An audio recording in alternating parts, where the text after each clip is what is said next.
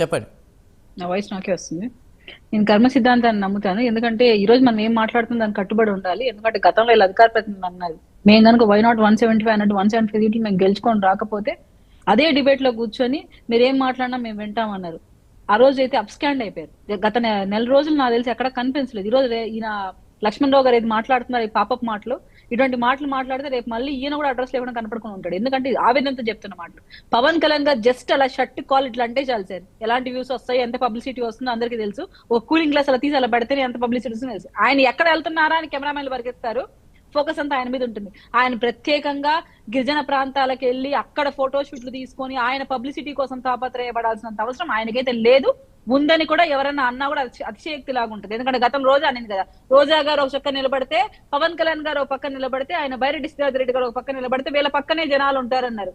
అందుకే అడ్రస్ లేకుండా ఎక్కడ పోయారో కనిపించడం ఆయన బైరెడ్డి శ్రీధర్ రెడ్డి, రోజా కూడా సేమ్ అలాంటి స్ట్రాటజీనే ఈ రోజు ఈయన మాట్లాడుతున్నారు. పవన్ కళ్యాణ్ గారు గత 10 ఏళ్ల ముందరే ఒకసారి అక్కడికి వెళ్ళినప్పుడు పర్యటించినప్పుడు ఆయన గమనించి ఉన్నారు, అక్కడ ప్రాంత ఇబ్బందులు చూసి ఉన్నారు. సాక్షాత్తు ఈ రోజు మనకు ప్రజలు మాట్లాడిన మాటలు, ఇక్కడ ఈయన అధికార ప్రతినిధి ఈయన మాట్లాడిన మాటలో, నేను మాట్లాడిన మాటలో, మీరు మాట్లాడిన మాటలో కాదు ఇక్కడ మనం క్యాల్కులేట్ చేసి మాట్లాడాల్సింది. ఎస్పెషల్లీ అక్కడ స్థానికులు ఎవరైతే సఫరింగ్స్ పడ్డారో, 77 ఇయర్స్ అండి, ఈ రోజు కాదు 77 ఏళ్లుగా మాకు ఇబ్బందులు ఉన్నాయి, ఈ ప్రాంత అభివృద్ధి జరగటం లేదు, మౌలిక సదుపాయాల కల్పన ఇక్కడ లేదు, డోలీలలో మేము వెళ్తున్నాము, ప్రెగ్నెన్సీ టైంలో సఫరింగ్స్ ఉన్నాయి, పిల్లలకు చదువులకు వెసులుబాటు కల్పించలేకపోతున్నారు. సో ఈ సఫరింగ్స్ అన్ని విన్న పవన్ కళ్యాణ్ గారు ఆ రోజు నిస్సహాయ స్థితిలో ఉన్నారు. ఎందుకంటే ఆయన పదవిలో లేడు, అధికారంలో ఆయన చెప్పినా వినే ప్రభుత్వాలు అప్పుడు లేవు. సో ఈ రోజు ఆయన అధికారంలో ఉండి ఒక స్థాయిలో ఉన్నాడు, తను తీసుకున్న శాఖ దానికి రిలేటెడ్ గా ఉంది కాబట్టి ఈరోజు గ్రామీణ అభివృద్ధి చేయడానికి అవకాశం ఉంది ఆయనకి. దట్స్ వై ఆయన ఇంత బడ్జెట్లు కేటాయించి అరకు కానీ వేరే వేరే ఇతర ప్రాంతాలు మనం చూసాం, వరుస పెట్టి ఫండ్స్ రిలీజ్ చేస్తూ వస్తూ ఆ రోడ్లను వేయడానికి ఆయన పూనుకున్నాడు. సో ఇక్కడ మీరు క్రిటిసిజం చేయాలనుకున్నా కూడా మీరే నవ్వులు పాలవుతారని నాకు అసలు ఆ మాట నేను మాట్లాడదలుచుకున్నాను. నాకు ప్రజలు బాగుండాలి అని పవన్ కళ్యాణ్ గారు అనుకున్నారు, ఆ విధంగా దిశలు అడుగులేస్తున్నాడు. అక్కడ ప్రజల ఏడుపులు బాధలు కూడా మనం వింటున్నాం, ఆనంద బాష్పాలు వింటున్నాం. సో వాళ్ళ మనసులో ఆయన ఎక్కడో దేవుడిగా ఒక చిరస్థాయి నిలబడిపోయాడు.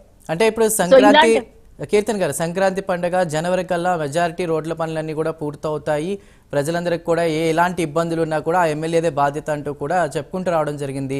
జగన్ గారు కూడా ఇదే దృష్టిలో ఉంచుకుని అందుకే జనవరి నుంచే రోడ్ల మీదకి వస్తున్నారా, ఎలా చూడాలి? సార్, జగన్మోహన్ రెడ్డి గారి స్ట్రాటజీస్ అయితే అందరికీ తెలిసిన విషయమే. తండ్రి చనిపోయిన తర్వాత ఆయన తండ్రి శవాన్ని అడ్డు పెట్టుకుని ఎలా రాజకీయం చేశారు, ఎలా ఓదార్పు యాత్ర చేశారో మనకు తెలుసు. దాని తర్వాత అమ్మగారి రాజకీయం చూసాము, చెల్లి గారి రాజకీయం చూసాము. ఇప్పుడు వాళ్ళిద్దరు ఈయనకు వ్యతిరేకంగా చేసిన రాజకీయం కూడా ఈ రాష్ట్ర ప్రజలు మర్చిపోలేదు, చూస్తూనే ఉన్నారు. ఇక్కడ ఎన్ని రాజకీయాలు చేసినా చివరాఖరికి ఉండే ప్రజల మనసులో ఎవరున్నారు, ప్రజలు ఎవరికి మద్దతు ఇస్తారు, ప్రజలకు వీళ్ళు చేసిన అభివృద్ధి ఏంటి అనే క్రైటీరియాని బేస్ చేసుకొని ప్రజలు ఓట్లు వేస్తారు.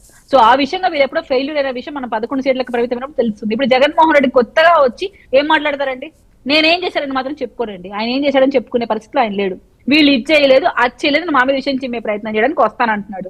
రానివ్వండి, కానీ మేము ప్రజలకు ఇచ్చిన మాటలు హామీలు ఇంప్లిమెంట్ చేస్తూ గత 70 ఏళ్లుగా తీరని ప్రజల కోరికలు నెరవేరుస్తున్నామంటే వాళ్ళు గుండెల్లో గుడి కట్టుకొని ఉంటారు. మనం ఆ విషయంలో అయితే ఎన్డీఏ కుటుంబ పెద్దల విషయంలో అందులో పవన్ కళ్యాణ్ గారు ప్రత్యేకం.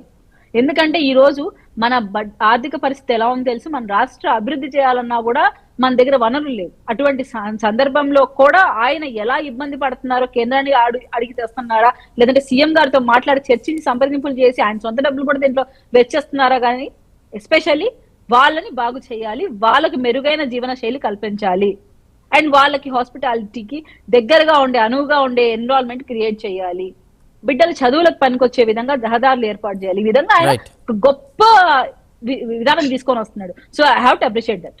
అదొకటి నేను ఆలోచిస్తానండి. రైట్ కీర్తన్ గారు. రామ్మోహన్ రావు గారు, మీరేం చెప్తారు? బడ్జెట్ అనేది కష్టంగా ఉన్నా కూడా డబ్బు వెచ్చించి రోడ్లు వేస్తుంది కూడా ప్రజలు